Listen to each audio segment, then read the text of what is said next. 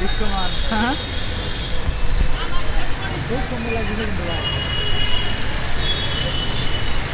ব্রিজটা কেমন হবে ভাই? এটা ফাঁকা থাকবে না কি হবে কিছু বলেন?